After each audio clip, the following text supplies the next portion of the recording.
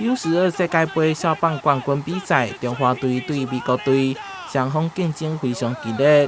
伫第5局前半局，中华队防守突出，第6局前半局又搁互美国领先8分。这球挤出去，打到了在右半中左之间，这个球 ，Home run， 沈伟凡不平凡的打击。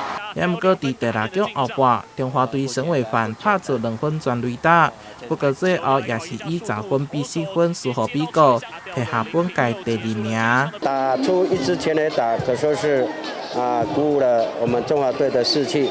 但是呢，因为局数在后半段所以说无法再继续进攻。美国队的实力实在是太强了那我们小朋友呢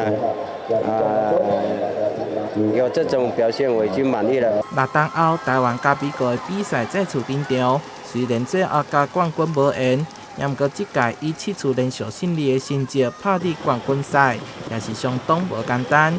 尤其台湾的小朋友伫比赛当中不服输的精神，表现受到国人的肯定。输赢是一个结果，最重要的是这个过程。我们这样一路打到U12全世界第2名，我觉得是相当不容易的一件事情，非常非常的棒。上次中华队拿到第3名，这一次是第2名。2年后我们拿第1名冠军，好不好？比赛了后也进行闭幕典礼，分别颁发冠军、亚军的奖杯，予美国队甲中华队。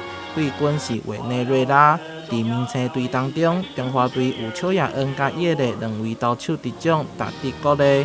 为期9天的精彩赛事圆满结束，约定2天后再会。台南新闻上海采访报道。